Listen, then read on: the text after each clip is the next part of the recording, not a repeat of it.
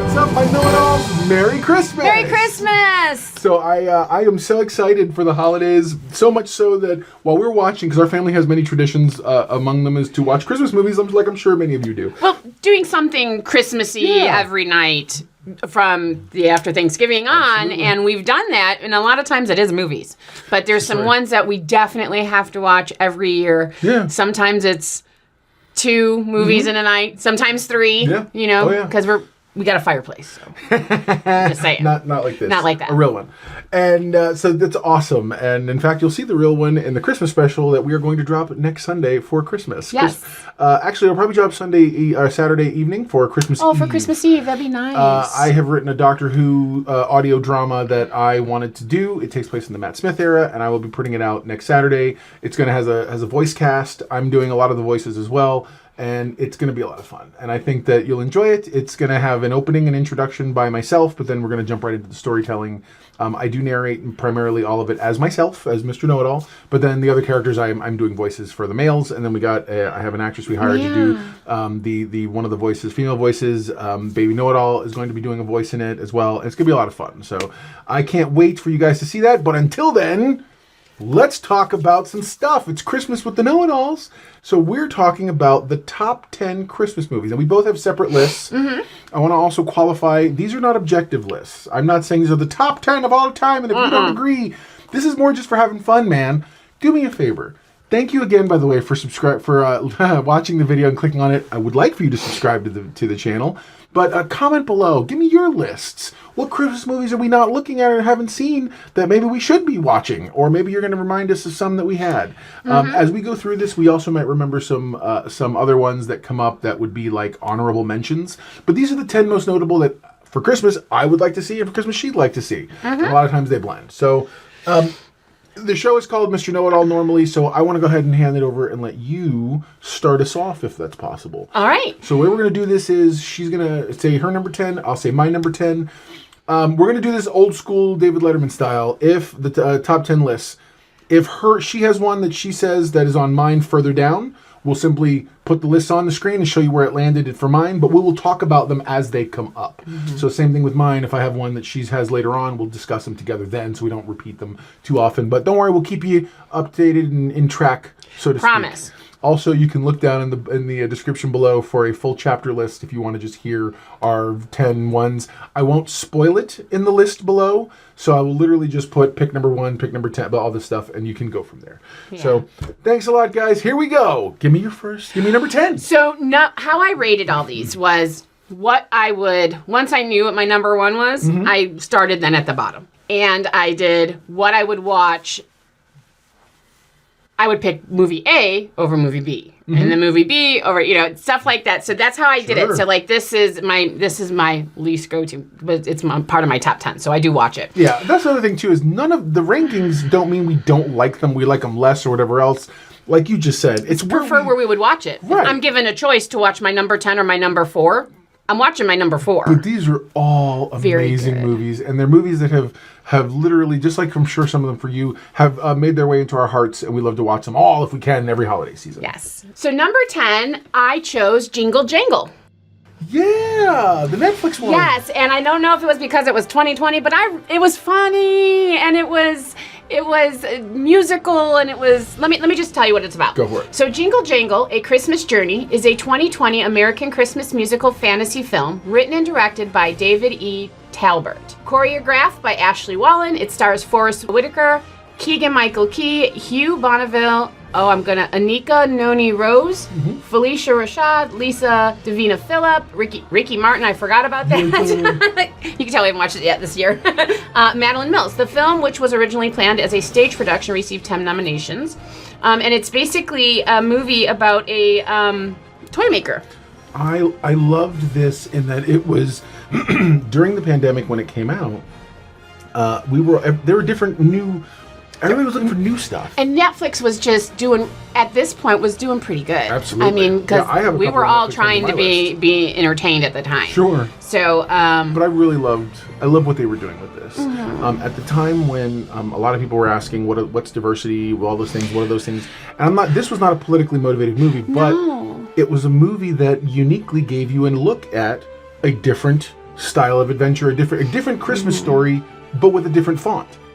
And I loved it. I thought it was excellent choice for sure. Yeah, so it's basically about a toy maker and that falls onto financial hardships, and then 30 years later, that's when they fall into to financial hardship. So he has a granddaughter, and the granddaughter is just as brilliant as he is, but he's like lost his spark. He doesn't know how to make toys anymore. Yeah.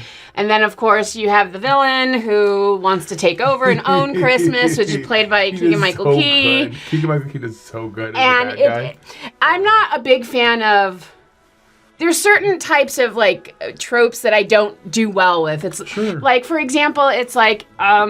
we have to stop the bad guy. When it's a cheesy, I have to stop the bad guy. Like, we know what that feels like. Or absolutely. Or the one about, I don't know what's going to happen. They have no idea what's going on, and we have to convince this person, like in some movies. We didn't have really a whole lot of that, which I kind of liked. So the music was really good, and it was very holiday-ish. The music was so good. And it takes place in a fictitious town, as all good movies should, in terms of Christmas and holiday stuff. Almost like, Whoville or whatever else in the different... iterations of Dr. Seuss's stuff. And so, I liked this. I really enjoyed how they worked all the clockwork stuff. Yes, it was very steampunk, maybe. Yes. No, that's a great way that's to the way I get like this. It was like kind of like had that steampunk punk atmosphere. I can't talk. No, I got you. and so the point is that this toy maker who stole this Keegan-Michael Key's character, he stole his creative book. He stole his book, as well as but the only thing he didn't steal was this like penultimate super duper, his final super thing, and this is what he's got, and he's keeping it hidden away. Right. And it's where his grandkids who keep coming trying to get him motivated to do stuff again. Because what used to be a wonderful, beautiful toy store has now become a pawn shop. Literally, you come in, he might consign some stuff, whatever, but at the end of the day, he's lost the magic, and it's wonderful. It's about him finding Christmas again, which, by the way, I feel like all Christmas movies in some level are about finding Christmas, like whether it's been lost or whatever. Anyways, it was such a wonderful joy, and everybody's singing and doing It's still great. too new for me to want to spoil anything that's going on. Like, there's a couple on here, I got you. y'all. If you haven't seen some of them on here, I'm sorry, but you should know the spoilers by that point. Absolutely, but for sure. to me, this is too new to spoil it for you guys. So it's on Netflix. It came out in 2020, and I think y'all should watch it. Was it on your list at all? No, it was not. Okay. So we're good. So we're good. So here's my number 10. Ready? Number 10, The Nightmare Before Christmas. The Night Before Christmas, also known as Tim Burton's The Nightmare Before Christmas, is a 1993 American stop-motion animated musical dark fantasy film. Try saying that 5 times fast. Directed by Henry Selick in his feature directorial debut and produced and conceived by Tim Burton. It tells the story of Jack Skellington, the king of Halloween Town, who stumbles upon Christmas Town and schemes to take over the holiday. Danny Elfman wrote the songs and score and provided the singing voice of Jack. The principal voice cast also included Chris Sarandon, Catherine O'Hara, William Hickey, Ken Page, Paul Rubens, Glenn Shaddix, and Ed Ivory. I remember seeing this in the theater and was blown away. Yes, it does double duty as both a Halloween and a Christmas movie, but I've always felt like the Christmas side really kind of pulls it together in a way that I truly enjoyed, especially when you get to see how all the characters are obviously kind of horror looking, but then you get Santa, and Santa and Christmas Town look very stop motion-y, like almost they're Rudolph, channeling. Maybe? That's it. Almost they're like channeling Rudolph, that Rudolph feel. And I love it. It does a really good job. How he has Zero, his dead dog ghost, who has a red nose that lights up. So he has an orange nose. Sorry, orange nose. That's right. Because he's from Halloween Town. That's right. But it's adorable, and it's so cool. And of course all the songs are wonderful. I'm noticing there is a lot of songs and singing going on in these things. So, I know, we're only on number 10. For sure. Well, and you might want to mention we also watch Nightmare Before Christmas towards the end of October, because we do this also in October except for Halloween. So no, for sure. Actually, we probably should do one next year for Halloween. We should, yeah. But yeah, I thoroughly, for me, it's Night Before Christmas definitely falls under Christmas movies. Again, not as Christmassy as some of my other choices. That's why it's number 10.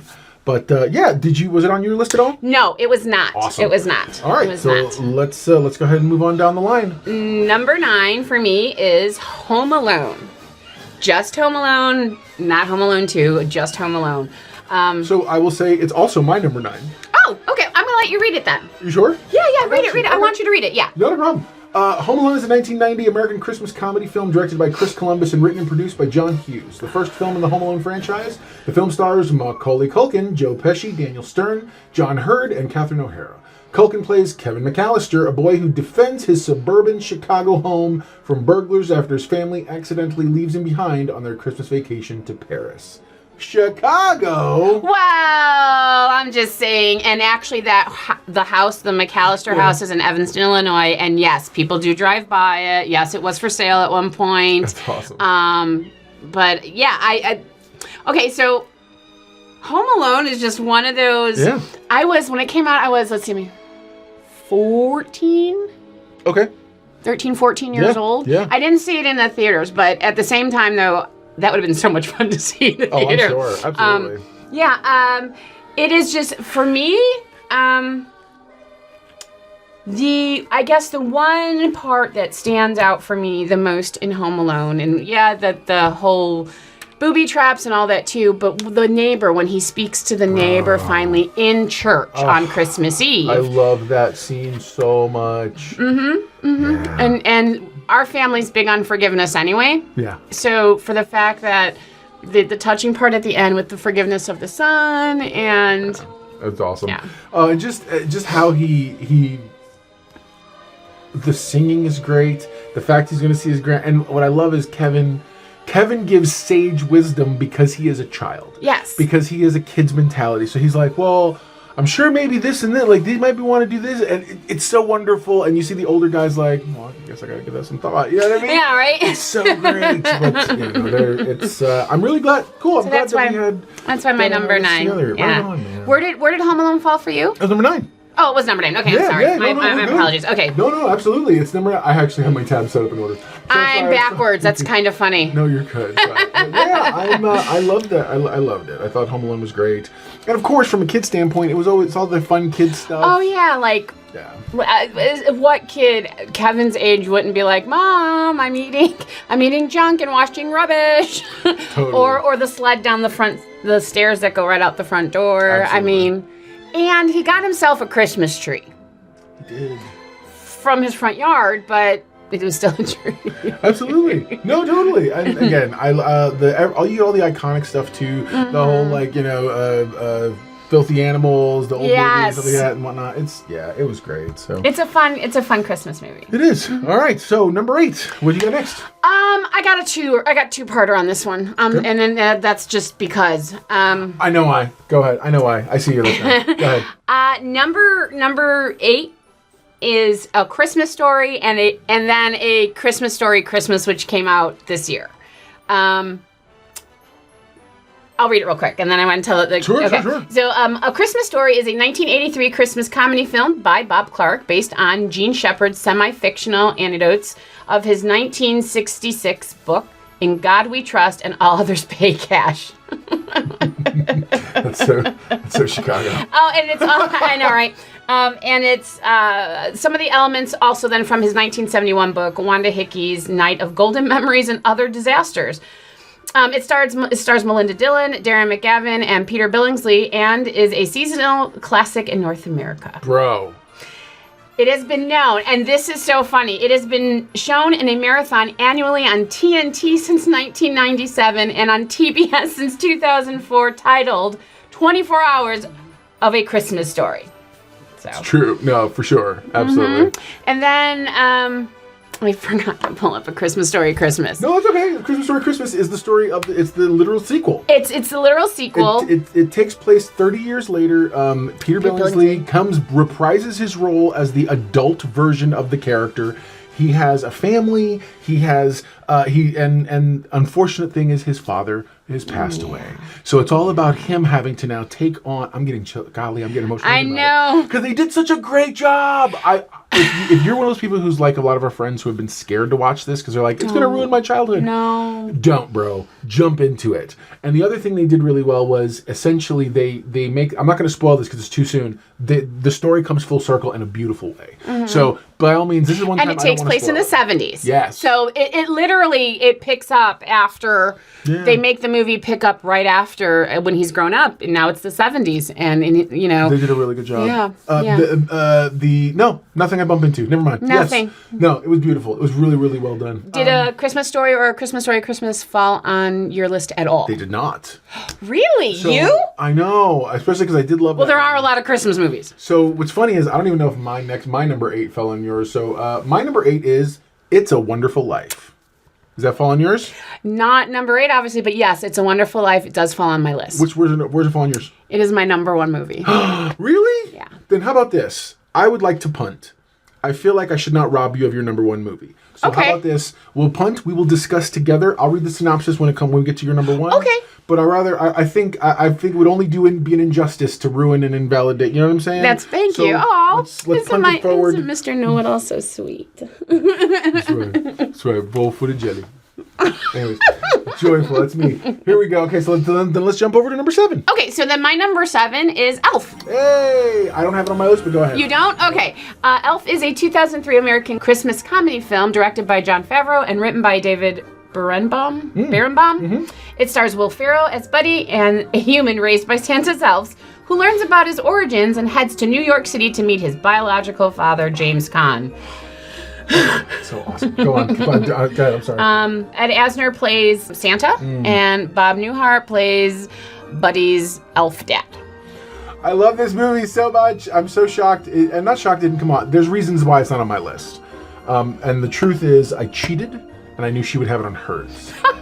So I didn't want to waste a spot because I really wanted to He put cheated. He looked at my list. No, I did. I didn't look Kinda. at the list. Look at I had a feeling. I just knew because I know how much you love Elf.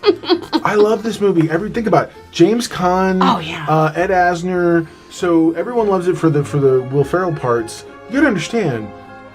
James Caan. That's an actor. Ed Asner. That's an actor. They came into this. I know. They came in and they brought their A games. Oh, yeah. They brought everything they had, and you believe every bit of this thing, down to the moment where toward the end. By the spoilers, you should watch this movie. I'm not gonna. This is one I'm gonna spoil if you haven't seen it. 19 years ago, guys. When the boss of the book guy is like, "You get right here, this and that," and he's like, he looks over and he's like, "Look, don't talk to my kid that way. Listen, can we do this tomorrow, please?" Like, you can tell he's really trying. And finally, when he makes the decision, you're like, "Bro, I love it." And it's great. It's wonderful. Zoe Deschanel's in it too. Mm-hmm. She's so gorgeous in this. Her voice is wonderful. Beautiful. She's sporting blonde hair this time. And that kind of, I don't know if it fit for me so much. I like her as a brunette normally. But yeah, man, this was a lot of fun. I had a really good time with this, and I don't know if you picked up on it when I whispered it. Yeah, James Caan, Ed Asner, and Bob Newhart are no longer with us. Oh, it's crazy. And that it's funny. It's like, capsule. Oh my gosh, it's 19 years ago. That's a long time, but that was still 2003. No, for sure. I'm a huge fan of this movie. I think that they did such a good job, especially with all the extras that could seem goofy. Him having to walk. You see the claymation looking Frosty the Snowman. Oh yeah. You see some of the other characters. The penguins. And stuff. Yeah, I mean the elves and how they're portrayed. All of it, very, very well done. So right on. All right, so my number 7. Are you still? Yeah, I'm done. Okay. Yeah. My number 7 is The Christmas Chronicles. Did you have this on your list? I did. It fell. Let's see, what number are we on? I'm on number 7. Number 4. I think it fell on right on. my thing. Hold on. Yeah, 4. Very and cool. I just literally put the first one because I really thought about it. I'm sorry. Go ahead, read yours, and I'll jump in. Sure. The Christmas Chronicle is a 2018 American Christmas comedy film directed by Clay Cadis from a screenplay by Matt Lieberman. The film stars Kurt Russell, Judah Lewis, Darby Camp, Lamorne Morris, Kimberly Williams Paisley, and Oliver Hudson. It's the first installment in the Christmas Chronicle film series. The film was produced by 1492 Pictures and Wonder Worldwide and was released on November 22nd, 2018 on Netflix. I love this movie. This was probably one of the first of what I consider to be a new generation of Christmas films for me. Yes, I agree with that. Yeah, Christmas movies had been most of the older ones you're going to see on these lists have been the ones that have been with us all the time. Netflix really took us really stepped out and was like, we're going to start doing some new stuff. Man, Kurt Russell's doing so good. He gives us this. I love it. He's not bad. He has no attitude. He's not big, fat, joyous, but he's a wonderfully happy, positive, and brilliant. Super brilliant. Like, we know Santa's smart. He sees everything. He knows when you're awake, and he knows if you're good or bad. But he's brilliant. Like, also. So what I loved is they showed him actively being that Santa. And by that I mean a lot of movies will show us Santa looking and someone's like, I want this thing. And he's like, oh really? Blah, blah, blah, blah, blah, blah, blah, Judy. You know what I mean? Like, oh, I know your name, or I know the thing you want. In this movie, Kurt Russell's walking around, he's like, hey Tim, remember when I got you that bike for Christmas? Yep. The 1932, whatever. Well, listen, and it's just, he knows in real, like he knows. He doesn't have to look back. Right. It's great. The elves I thought were cute and adorable. The science of it, meaning how the sleigh warps from place to place, these little wormholes with these little snow globe things, which we found is true. Yeah. We'll talk about that later. Yeah. Again, really fun. And the music was good. They do such a good job, and they lean into the stuff that's cheesy, and the actors who have to deal with the other side of Santa's stuff are all doing great. As people who are like in real life going, what is going on? What's craziness is this? The lessons that are learned, the Christmas, it's got so much Christmas magic, it's kind of ridiculous. I love this movie. It's 2018, too soon to spoil? The end. Not for the first one, no. I think it's good. I love the fact who Mrs. Klaus is. Yeah, dude. Because we do get to see Mrs. Klaus towards the end of the movie. And then you do see her in the sequel, which is wonderful. We're not. Yeah, it's very good. But I feel the first one was better. I did like the second one, but the first one definitely was better. The more I thought about it after we talked more, that's why I said, I'm going to let you talk. I did. I was going to put both of them down. Claus? Goldie Hawn. Yeah. His real life was there. Literally. That you could not ask for a better. Grandpa Know-It-All says, he goes, oh, it's his real life wife. And I was like, that's right. Wow, you that's really awesome. did sound like him right there. Yeah, man. No, it was good. It was good. I enjoyed it to no end. So. Okay. All right. So next is number 6. My number 6 is National Lampoon's Christmas Vacation. Nice. Yes. Is it on yours at all? No, ma'am. Okay. Is a 1989 American Christmas comedy film and the third installment of National Lampoon's magazine vacation film series. Yep. Written and co-produced by John Hughes. Yeah. Right. And starring Chevy Chase, Beverly D'Angelo, and Randy Quaid. I love the fact that Randy Quaid, who by the way plays like a perfunctory role, like a secondary role. Oh yeah. I love how he gets one of the top billings. Yep. Yeah, he gets one of the top billings. He plays the cousin. So basically, and I'll continue reading. Sure. Chicago. That's how I'm noticing a pattern with you. That's funny that you said that because they land in Chicago in Christmas Chronicles. Oh yeah, totally. Yeah, remember? Like everyone's in Chicago in these things. Yeah. Why is Chicago the Christmassiest? I'll answer that at the end of this. Copy. Chicago area resident Clark Griswold plans to have a great Christmas with his entire family. He drives his wife Ellen and daughter Audrey and son Rusty. Okay. You want to know this movie? Okay. So Rusty is played by Johnny Galecki. I know. And he is like 2. No, he's not. How old is he supposed to be in the movie? I think he's like maybe 10. Maybe 10, 11. Yeah. So it was really, I forget. And then, what's her name? I'm looking now. Juliette Lewis plays the sister. Yeah. And it's your typical 80s cheesy movie nonsense. Yep. But typical cheesy 80s things that we would have done anyway. Yeah. No, totally.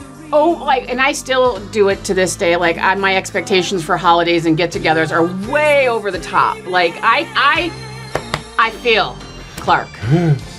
That's Mr. Know-It-All. What I feel, honestly, is I will sometimes, I don't feel this about Christmas stuff specifically, but I think there are times in life when I am married to a thought or an idea so hardcore. That's like when he's with the lights. Yeah. And so this reminds me, Mrs. Know-It-All is more like Clark's wife than anything. because she's all like, well, maybe it's this, maybe it's that, maybe it's the other, and then she like oops into the solution. Mrs. Know-It-All will oops into solutions for me that I'm not thinking about because I'm so into whatever. I'm so hardcore. Oh, this has to be this or this, the other. This whole episode was her idea. You would think I at some point, but I'm focused on like, oh, doing this review, that review, whatever. And she's like, she literally just texts me, how about we do the top 10? I'm like, yes. So again, that's the part that I come from in this thing, and then I totally felt in that. But problematic or not, I don't care. It's a classic. It is. Problematic meaning because Chevy Chase is the drummer, and people don't like him. And there are so many obvious like holes in plots and what was done. How about the humor? And the humor. And I'm like, this is a Christmas movie. I know, right? Especially when we're emptying. How about when Clark's imagining what his pool is going to be like? Mm-hmm. Or when he's at Marshall Fields. At the shopping.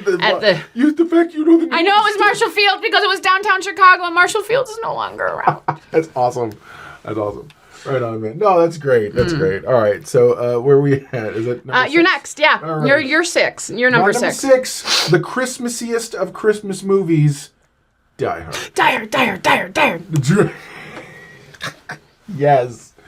Die Hard is a 1988 American action film directed by John McTiernan with a screenplay by Jeb Stewart and Steve E. D'Souza, based on the 1979 novel Nothing Lasts Forever by Roderick Thorpe. It stars Bruce Willis, Alan Rickman, Alexander Godunov, and Bonnie Bedelia. Die Hard follows New York City police detective John McClane, played by Willis, who's caught up in a terrorist takeover of a Los Angeles skyscraper while visiting his estranged wife, because that's what will happen. Reginald VelJohnson, William Atherton, Paul Gleason, and Hart Bachner feature in supporting roles.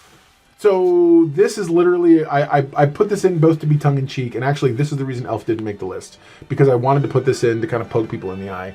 I have always, because it's funny, I never thought of this movie as a Christmas movie until the argument started. And then I was like, wait, it takes place during Christmas. There's even a line where he's like, oh yeah, I was accidentally invited to a Christmas party. Like he wasn't supposed to have been invited because him and his wife are estranged at the moment. And so he shows up and the whole thing. And of course, we all know Die Hard, the concept of Die Hard, right? Because I mean, we've all seen Die Hard. You've never seen Die Hard? I'm 17. No, I've never seen Die Hard. All right. So, yeah, I don't know that I have to cover this much more than that. It's terrorists take over Nakatomi Tower, and only one guy can rescue him, and he's a reluctant hero to begin with. It's pretty awesome. So he does save Christmas, just like we've seen. He saves Christmas. He absolutely saves Christmas. It also led to the argument, when we can talk about it a little more if you'd like, of what also is considered then a Christmas movie. We know Gremlins is probably more of a Christmas movie than a Halloween movie. Batman Returns, same thing. It's a Christmas movie. The entire movie takes place during Christmas. In fact, ends with Alfred saying Merry Christmas and Bruce saying peace on earth, goodwill toward men. Then we see the shadow of silhouette of Catwoman and women. So it's Christmas, man. Iron Man 3. Yeah, it's Christmas. It totally is. I'm sure there was a lot more that we kept talking about, but... Yeah, no, you get it. The point is, Hawkeye! Dude, that's a... That series... Why didn't that... Because yes, for movies. Yeah, no, yes for movies. If we did something, that would fall on my list. Absolutely. For no, Christmas, for sure. like, series or stuff, yeah. Yeah, I'll go with that. So, since I only have 5 left, and you have more since you duplicated me... That's right. Why don't you read your next 2, and we'll meet together on 5, because I just looked at yours, and we both have the same 5. Okay. So, why don't we do that? So, go ahead and do your 7 and your 6. Okay, so number 7 for me is a movie that has only recently actually come out, which is Violent Night. Violent Night is a 2022 American Christmas action comedy film starring David Harbour as Santa Claus, who fights mercenaries who have taken a wealthy family hostage in their home. It's directed by Tommy Wirkola, written by Pat Casey and Josh Miller, and also starring John Leguizamo, Alex Hassel, Alexis Louder, Eddie Patterson, Cam Gajandit, Leah Brady. I was doing so You were doing so And of course, Beverly D'Angelo. Which was really cool when I saw her playing in that. Absolutely. Especially since we just got done talking about Christmas Man, I'm not going to spoil nothing. You can't. Santa has never been more awesome in all of life. The basic gist of the story that you get this from the trailers, so I'm not giving you too much. From the trailers is Santa's clearly feeling a little dejected because of how Christmas is. He's like, he started the whole thing. He's getting drunk in a bar, the whole bit. And there's a family who is visiting some relatives, and ultimately the father gives his daughter a walkie-talkie that is a direct line to Santa. And then I'm literally trying to keep this within the realm of what the trailer was. You're doing good. Then some men show up in order to rob, because they say there's a $3 million or $300 million located in a vault. At that point, it's up to Santa to save the day. Mm-hmm. So that is literally, without me giving you and divulging much more, this is really going to hurt my heart, because you guys know me, I'm a spoiler guy. Man. Not to talk more about this movie. Oh. I'm gonna tell you right now, if it was out on VOD, I would have watched it a dozen more times. But as it is, I've seen it in the theaters once. I want to go see it a second time before it leaves, but man, that movie is so good. Maybe you and Baby Know-It-All's boyfriend Know-It-All can go see it, because I don't think he's seen it yet. Yeah, probably hasn't. I may kidnap him. Who knows? I may force to be like, hey, you know what? I want to go with you kids to go see this movie. Yeah, because that's going to go over really well. Anyways, but yeah, man, what do you think? So, the title is true. It's violent, and it's at night. Super violent. And Christmas Eve night, to be exact. That's not a spoiler. It's very violent, little bloody, a lot bloody. But it felt like a Christmas movie from start to finish. I know that sounds so weird, because you're thinking peace on earth and good feelings and no war and no guns, No, it doesn't matter. This felt like you got the meaning of Christmas regardless. Absolutely. And I was very impressed by that. I don't think I loved it as much as he did. Sure. Because I've had told him, no, I don't want to go back to the movie theater to see it again. Mm-hmm. But I did like the movie. I loved how intense the whole thing is, but she's absolutely right. It felt like the atmosphere, the Christmassiness, even, guys with guns and the whole bit, sure, but you never didn't think you were in a Christmas movie. And right. And it was always a Christmas movie. Oh, and by the way, make no mistakes, this isn't like Fat Man, the Mel Gibson one. There's Christmas magic. Yes. There's Santa's powers. Yep. There's flying reindeer. Yes. All the things you expect from a Christmas movie is in it. Plus Santa whooping and beating down on terrorists. You can't go wrong. You know, he's pulling his own Die Hard. Dude. Right? Right? Unreal. Okay. So my next one then, that would be, what was that? That was my number 8? No, 6? Whatever. That was your number 7. Yeah, it was my number 7. Okay, so now we're going to go to my number 6, which then brings us back to number 5 together. Yeah. This is another I'll let you spoil it. This is another one that, for me, lives in the new era of Christmas classics that I will absolutely, from now on, have to watch every year. I've already watched this one 6 times. The Guardians of the Galaxy Holiday Special on Disney+. Guardians of the Galaxy Holiday Special is an American television special written and directed by James Gunn for the streaming service Disney+. Based on Marvel Comics, featuring the superhero team Guardians of the Galaxy, it's the second Marvel Studios special presentation in the Marvel Cinematic Universe, sharing continuity with the films and television series of the franchise. The series is produced by Marvel Studios and follows the Guardians of the Galaxy as they celebrate Christmas and search for a very special present for their leader, Peter Quill. Filming occurred from February to late April of 2022 in Atlanta, Georgia, and Los Angeles during the productions of Guardians of the Galaxy 3. You said that that's probably what happened, and I didn't mean to take over your thing here. But when I saw that, I was like, oh my gosh, you're absolutely right. Now you're right. Okay, so Know-It-All knows it all, Mr. Know-It-All, we're sitting here watching it for the 15th time, I'm sure. Yeah. And he goes, I wonder if James Gunn just sat there and said, hey, you want to do a Christmas special? We got to do it while we're doing this. We're all and here. now that I'm at... That was... I'm sorry. Y'all gotta watch it. It is... Yeah, Baby Know-It-All. I'm not gonna spoil it for you. You need to watch it. Asks us to put the music on in the truck when we're driving places. And of course he... There's 2 songs. So the thing literally follows like the pattern of like Christmas specials have in the past. Mm-hmm. There's an opening that's animated, which is awesome. It's done in this really tacky 1980s, early 90s animated style. Then you go into the actual thing itself, and there's music almost out the gate, a wonderful song called What is Christmas? And it's so funny. The humor is beautiful. Yeah. Trailers you've seen, Kevin Bacon does make a cameo appearance. He actually plays a very significant role. And I think from the trailers you actually know they're going after him. And the band that's featured is the Old 97s. Yay! That's pretty cool. I don't know if that's actually Kevin Bacon's band or not. I think they're separate from it, but I can see him picking up the phone and being like, I'm getting ready, because he had his own band, him picking up You guys want to do this? It's I could so see good. that happening if that's not his either. So good. It was good. I will say this, just stepping out of Mr. Know-It-All and this setting for 2 seconds, you want to see this movie before you see Guardians of the Galaxy 3. This movie, this establishes several major things that have kind of been slid into the thing, and you're like, oh my gosh, like this makes this super important. You find out where they're living and what their situation is there. You find out a new specific there are 2 characters that are interconnected in a way that we didn't realize before. Mm-hmm. There's all kinds of stuff. You get to see Groot's no longer a baby. He's much more of a teenager. He's the teenager now. But an older teenager, like I would say probably a 19, 20-year-old teenager version in age-wise.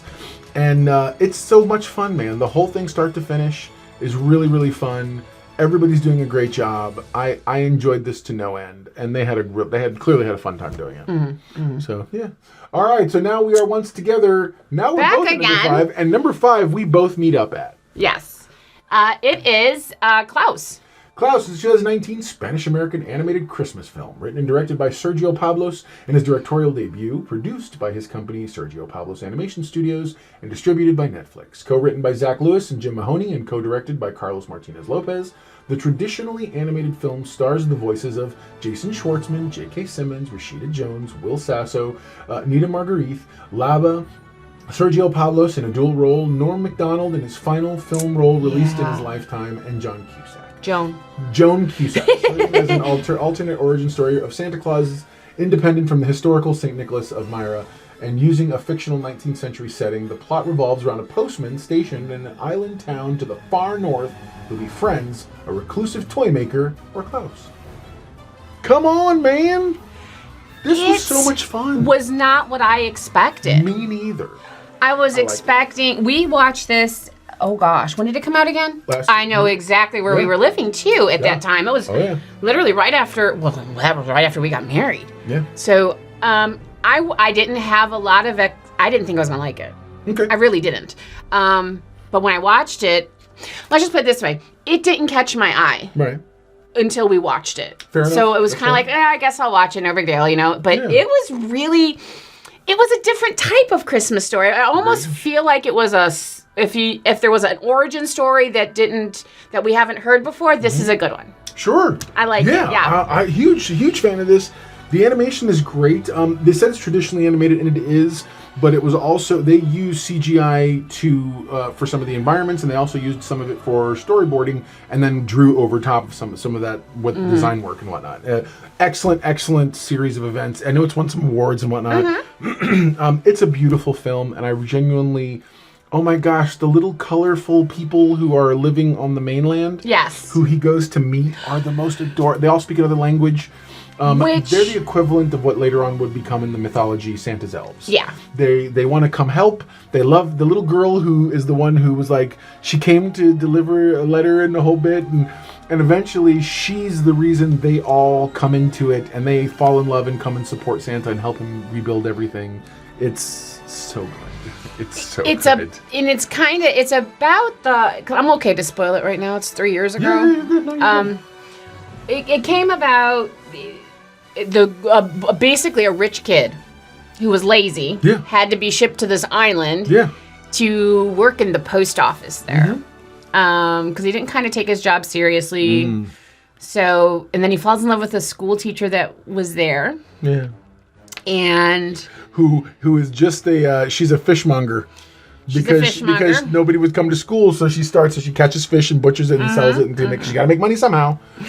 Yes. That's good. This whole thing was really good. And there was a mob about it was kind of like the like a Hatfields and McCoy sort of. That's exactly the words I was looking for. Yeah. Family feuding. And Jesper, that's his name, right? Yeah. Jesper brings them together. We got the whole letter writing thing for Christmas. How you write a letter to Santa. He brings it. I mean, it's great. You need to watch it because it's. I don't know if little kids would get it, like your 4-year-olds might not, but I definitely think your 7 and 8-year-olds will. Yeah, and they'll love it. They really will. I loved it. This is wonderful. I mean, if I love it, 7 and 8-year-olds are gonna love it. All right. So that puts us at we're up to number 4 technically. What do you? That was my Christmas Chronicles. Christmas Chronicles number 4. Okay. So then, what is your? So what's your number 4? My number 4 is the classic. A Christmas Carol, the 2009 version. Christmas Carol is a 2009 American computer-animated Christmas fantasy film written and directed by Robert Zemeckis, produced by Image Movers Digital, and released by Walt Disney Pictures. Based on Charles Dickens' 1943 novel of the same name, the film was animated through the process of motion capture, a technique used in Zemeckis' previous film, The Polar Express, and Beowulf, and stars the voices of Jim Carrey, Gary Oldman, Colin Firth, Bob Hoskins, Robin Wright Penn, and Carrie Elways. It is Disney's third adaptation of the novel following Mickey's Christmas Carol and The Muppet Christmas Carol, and the first of 2 films produced by Image Movers Digital. This was such a unique... This did for me what I think Polar Express was supposed to. Polar Express had that really dead-eyed, uncanny valley. This fixed a lot of that, if not all of that. You know it's an animated thing, but like Jim Carrey is doing an amazing job, and they capture the facial expressions and everything. It is such a good version, and the CGI is like impeccable. It is so good looking. I love this whole version. You introduced me to this. Yes. I didn't even know it really existed. He's like, you've never seen it? And I said, no. It was really good. Yeah. And the thing was, I was hesitant because it looked very Polar Express. If you remember me telling you, I didn't care for Polar Express. Neither did I. It was too long. It was very quiet. I get the message. It was a good marketing because at one point, Baby Know-It-All, when she was little, she had the Santa. But other than that, nah, I didn't care for it. But when I saw this, I was like, oh my gosh, how did I not see it? Agreed. No, I totally agree. All right, so we're at the top. We're back at the top 2 here. We're going to go ahead and go to number 2. What is your number? Or is it number 3? Number 3. Your number 3. Go for it. And your number 3 too. Okay, so my number 3 is A Charlie Brown Christmas. Yay! I love this probably because it reminds me of being a kid. Yeah. I think is really what it is. It totally does. Also, I do. It's a cartoon. I liked, and Charles Schultz always did. They kept the voices of children. That's actual children doing that. I love like today where you'll have like a 30-year-old actress playing a 10-year-old boy or a little kid and voice. In the voice-wise, yeah. He wanted the children's sound. That's beautiful. So, A Charlie Brown Christmas is a 1965 animated television special. It is the first TV special based on the comic strip Peanuts by Charles M. Schulz. I didn't know that. I didn't either. Produced by Lee Mendelson and directed by Bill Melendez, the program made its debut on CBS on December 9th, 1965. In the special, Charlie Brown finds himself depressed despite the onset of the cheerful holiday season. Lucy suggests he direct a neighborhood Christmas play, but his best efforts are ignored and mocked by his peers when he chooses a real but puny Christmas tree as his centerpiece. I love that. And I love the fact that another kid, Linus, taught him the real meaning of Christmas. Oh. It's wonderful. That whole thing is beautiful. I think we've seen it twice so far this season. We have. We watched it. I think Grandpa Know-It-All watched it by himself, and then we were like, "What?" And we watched it again. Then we watched it again. Yeah. So yeah, man, I love that movie. That's really that was the first. That was the first real Harlem Shake too. Tell me I'm wrong. When all the kids are dancing on there, that was the original Harlem Shake. And do the Harlem Shake. Okay. That's awesome. All right. So now we've come to are you at number 2? I'm ready for number 2. So am I. So let you go for what's your number 2? My number 2 is The Muppet Christmas Carol. Yay! We literally just watched this last night. We did. So good. Followed by your number 1. But I loved... totally, yeah, no, you're right. But I totally loved this version. Yes. We'll get into it because we'll talk. I want to talk about some of the stuff we said yesterday while watching it. Okay. The Muppet Christmas Carol is a 1992 American Christmas musical comedy drama film directed by Brian Henson in his feature directorial debut. From a screenplay by Jerry Jewell. Adapted from the 1843 novella, A Christmas Carol by Charles Dickens, it stars Michael Caine as Ebenezer Scrooge, alongside Muppet performers such as Dave Goelz, Steve Whitmire, Jerry Nelson, and of course, Frank Oz. Absolutely. Although artistic license is taken to suit the aesthetic of the Muppets, the Muppet Christmas Carol otherwise follows Dickens' original story closely. It is the 4th theatrical film in the Muppets franchise, and the first to be produced following the death of Muppets creator Jim Henson. I didn't know that in there. And performer Richard Hunt. And the film's dedicated to both. I didn't know that was the first one afterward. So so this would be the first time you hear Kermit without Jim Henson's voice. Oh, yeah. I mean, really, not bad then. In a big production. I mean, I think they may have had something smaller going on, but yeah, wow, that's amazing. Yeah, man, we were watching this, and it holds up so well, and not just because it's Muppets, and because I love the cute little things and the nuances. Gonzo plays Charles Dickens, and of course he's got the rat with him, Rizzo, who's his assistant. Who I don't believe Charles Dickens even had an assistant, but I'm just saying. Time, Rizzo's questioning everything. Like, how in the world do you know how could you possibly know what they're doing? And this and that. And he's like, I've always said that narrators can see like God. And it's wonderful. It's brilliant. What? Your little Gonzo voice you went into there. No, it's so fun. One of the things that we pointed out was, well, first of all, Michael Caine, you would think he was working with regular actors besides the one that plays his nephew and the one that, Clara. This is what it means when you have an actor of a caliber play something. And I feel like this is the same thing like with Elf. All these big name actors who came in and said, you know what, it's a comedy, it's a Will Ferrell comedy, so it's probably going to be a little tongue-in-cheek. They didn't care. Same thing. Michael Caine comes in like he's doing it on major Broadway production of A Christmas Carol. Yeah, he does. And I think I mentioned this to you last night. We've seen a Christmas Carol a million times, written and done a different million ways. Yeah. Michael Caine's character of Ebenezer Scrooge sold me that he was changed. Spoilers. I'm kidding. No, for real. I truly believe, he woke up Christmas morning, of course they did it all in one night. They did he did so good, and I started watching this.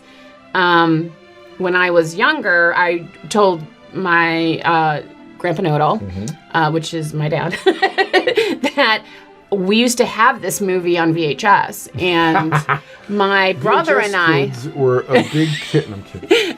My brother and I would watch it every Friday after Thanksgiving. Aww. And my dad didn't remember that. Well, if I think back, my mom probably was off work, scheduled to be off work, where my dad wasn't.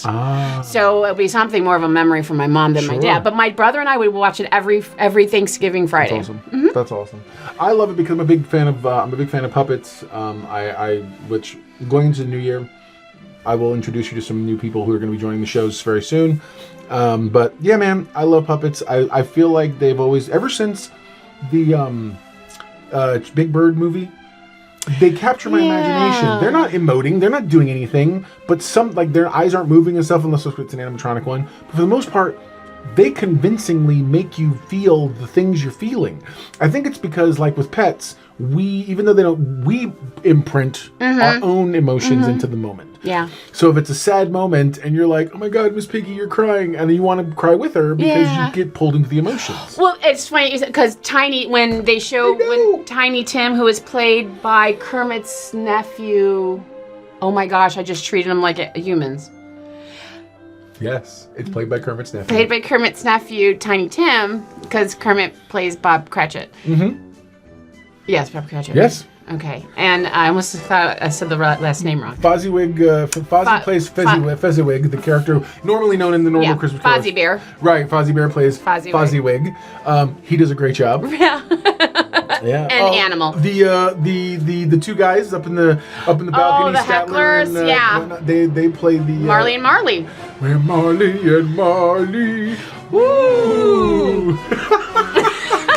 We actually did that last night watching it. So go watch it if you've never seen it. Yes, I'm just saying it'd be fun. My number 2. It's actually, I don't know if it's shared, but I know that Baby Know-It-All and I both love this movie. She does an amazing impression. One day I'll have to get her to do it on the show. It's How the Grinch Stole Christmas, the 2000 film version. Also have Jim Carrey on my list. Yeah, you do. How the Grinch Stole Christmas, also known as Dr. Seuss's How the Grinch Stole Christmas, or simply The Grinch, is a 2000 American Christmas fantasy comedy film directed by Ron Howard, who also produced with Brian Grazer from a screenplay written by Jeffrey Price and Peter S. Seaman. The film was based on Dr. Seuss's 1957 children's book of the same name. This was the first Dr. Seuss book to be adapted into a full-length feature film, and the first of only 2 live-action Dr. Seuss's films, followed by The Cat in the Hat in 2003, after the 1966 animated TV special of the same name as the second adaptation of the book. Narrated by Anthony Hopkins, the film stars Jim Carrey as the eponymous character with Jeffrey Tambor, Christine Baranski, Bill Irwin, and Molly Shannon in supporting roles. This was a really I did not know what to expect when I first heard he was going to do it. Started seeing the trailers. One, he's already doing a face that looks dead on like that smiley face. I say the actual, but meaning the Grinch from the animated one. Mm-hmm. The animated one that was previously voiced by Tony the Tiger, or the voice actor who played Ravenclaw. I remember that guy's name. Wow. And Ravencroft, rather. He was an amazing voice actor. Anyway, but this was so good, and it goes so deep. It starts very just like basically the book, because there's a whole universe on a drop of water or whatever, and it's the entire world of the Who world that they live in, on a snowflake. In a snowflake, on a whatever. Yes. Anyway. And golly, they do so good. Everybody who wears the little Who faces, it doesn't impede their acting in the least. Even where he lives is done like a hook type of mountain. Right, like we see in the book. In the book, yeah. They did so good. He has a little dog. Yes, he does. Mix. Oh, the dog they trained so well. That dog was such a good boy. He's a good Seriously, boy. he's a super good boy. And yeah, man, I enjoyed this whole thing. They added some subplot and added some more context, obviously, to make it a full-length feature film. And I just enjoyed where they ended up going with it, and it's a lot of fun. It is, and Baby Know-It-All likes it too. Huge fan. Yes, you need to get her to do the. She does the whole him when he's trying to schedule his I can't. What does it have dinner? I can't schedule dinner with myself, and I can't cancel again. That's right. I can't cancel myself. It's great. But all right. So what is your? I'm up to number 1 now. So are you? One? Yeah. I'm up to number 1, but we're gonna talk yours first because your number 1 was my number 10. Yep. Okay. So actually, these were I think that's where I might have got screwed up. I think these were my honorable mentions. Oh my gosh, you're absolutely correct. I had Home 12 Alone on and my Nightmare. Nightmare Before Christmas were my honorable mentions.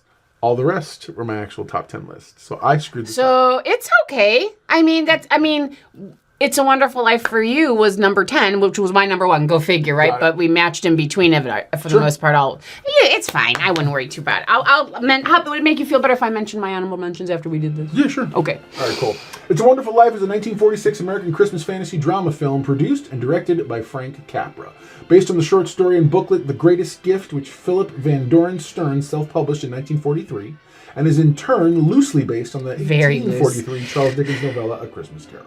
The film stars James Stewart as George Bailey, a man who's given up his personal dreams in order to help others in his community, and whose thoughts of suicide on Christmas Eve bring about the intervention of his guardian angel, Clarence Oddbody, played by Henry Travers. Clarence shows George all the lives he touched and what the world would be like if he did not exist. Before we go too deep into it, I always, until last year, thought I'm going to let you do that. A Christmas Carol. I thought the movie was everything from just before he wants to jump in the canal, the river to kill himself on. No clue until Mrs. Know-It-All, we sit down and she turns on the movie last year and I'm like, what are we watching? These are the characters, but there's kids in college and what are the stars talking, and there's a whole movie that sets up the premise prior to what I thought a Christmas this movie was. This Christmas movie was. And It's a Wonderful Life. And so it blew me away. That opening is so good. And if you don't see, they're doing amazing acting, and you believe everything happening, and the quirkiness. It's from the era. There's very quirky characters, but they all work, and it's so interesting and so much fun. And it really builds up. Now everything makes sense to me. Why this all builds up, and now when you get to the end, it paid off so much better. I love this movie. Tell me about your thoughts of this movie, please. Oh, you did good. I couldn't. Well, the first time that he watched it, all the way through with me, I did not realize he'd never seen it.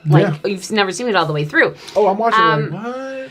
My mom, this is like my mom movie. My mom loves this movie. So I would watch it all the time with her during the holiday season. And if I'm watching it at the right time and the right moment, I do cry. Every time I watch it. Wow. That's awesome. I know. I guess it's because you forget the ripple effect that you do have on people in life. It doesn't necessarily have to be at Christmas. It's the story of George Bailey and how all his decisions in life has brought him up to this moment, even though he feels like he's got no hope at all. Everybody loves George. And it ripples all this love. Emotional thinking about it. I know, I gotta stop. Well, because the various spoilers for a 100-year-old movie. But the very end, when and again, seeing the whole thing makes totally the difference. Because he's at the bottom, and then finally when he comes back after seeing the alternate version of things, everyone starts showing up. Everybody. I love. Merry Christmas! I'm going to jail, dude. And then people just start showing up, and they're putting money in the thing, and they're like, dude. It reminded. There's an episode of Doctor Who where literally at one point someone's like, "Did you ever think that like when you needed help we wouldn't come?" And that's what I was like, dude, George. Did you think that all you had to do was not ask and say, "Hey, I need help"? And who does it? His wife. She's smart, and she goes, "You know what? We're gonna fix this." And she runs out and starts telling everybody they're gonna take him away because this and this, and everybody he's helped comes to help him back, and it's so wonderfully Christmassy, and including his brother. Yeah, who wasn't supposed to show up until the next day, but he caught a quick plane in. Yeah. To. Because Mary called him. And his buddy, who the whole time I thought his college buddy or the buddy from town who went to college was all like, hee-haw, hee-haw. I thought that guy was like, I thought he was one of those smarmy, like, I made it rich, too bad you can't be with me. No. And then he comes through, and he's like, dude, you're my buddy. You can write as much up to this, whatever he needs, we'll pay for. I'm like, again, I'm getting emotional thinking about it. Awesome movie, super Christmas movie. If you haven't ever seen it, what is wrong with you? Please watch it. If you're like, that's a lame black and white movie, dude, get you a nice cup of cocoa, curl up with somebody you love or your favorite pet, and just enjoy this movie, man. It's so good, and it's worth the watch for sure. Okay, without further ado, what's your number one? What are you gonna ask? I have some final closing comments I would like to share with the audience. Very, very good. When we're done. No, totally. My number one. Scrooged. We watched this 2 times this year, but I watch it at least once every year. Scrooged is a 1988 American Christmas fantasy comedy, filmed, directed by Richard Donner, and written by Mitch Glazer and Michael O'Donoghue. Based on the 1943 novella Christmas Carol by Charles Dickens, because everything is. Scrooged is a modern retelling that follows Bill Murray as Frank Cross, a cynical and selfish television executive who's visited by a succession of ghosts on Christmas Eve, intent on helping him regain his Christmas spirit. The film also stars Karen Allen, John Forsythe, Bobcat Goldthwait, Carol Kane, Robert Mitchum, Michael J. Pollard, and Alfre Woodard.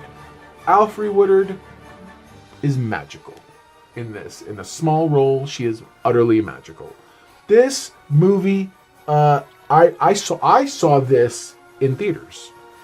I didn't want to see this. My mom was going to take me to the movies. The movie we wanted to see was sold out. She made me go see this. I loved it. Especially when you get to the very end and he's talking to the audience. I was just in rapt attention as a kid. Because I'm like, he's talking to us. And it was a wonder. It's, again, this holds a special place in my heart. Bill Murray's doing his Bill Murrayest. You know, he really is. And just everybody is doing such good stuff in this. Go ahead. And one of the things I liked about the movie was that all of the Charles Dickens Scrooged Christmas carols always took place at night on Christmas Eve. Well, it does take place at night, but it also takes place all day Christmas Eve as well. For the fact that it was noon and not midnight. Yes. And he still had to contend with everything going on at work at that time. Oh, yeah. So it was a different, definitely yeah. I love this thing. Carol we laugh all the time.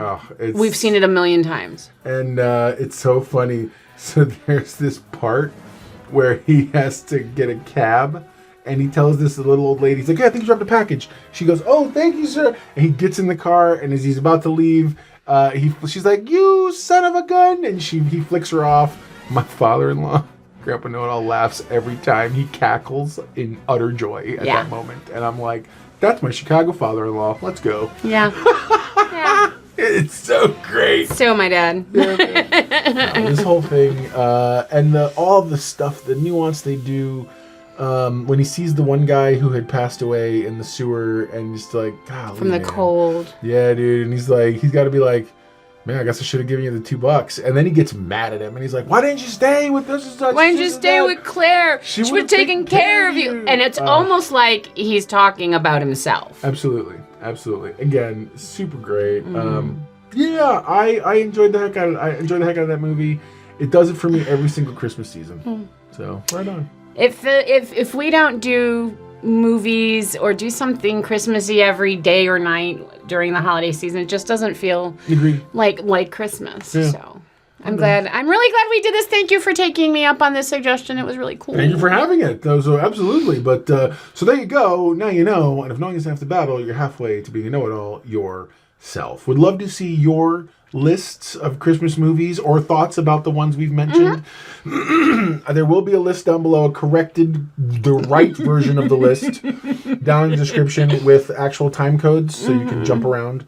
But yeah, man, I'd love to hear from you. What did you want to add toward the end here? I was going to give you my honorable mentions, but you already have them up. We already talked about them. Yeah, I would have definitely put, I guess I would have put in the second Home Alone. I did put on there as well. Okay. I did put Guardians of the Galaxy on there, their holiday special. So those were my honorable mentions. And I think, and it was the original, How the Grinch Stole Christmas, the cartoon, the animated. Yeah. So those were ones that, like, if I'm going to watch something, but I've watched all the others a million times, maybe I'll throw one of those on. Absolutely.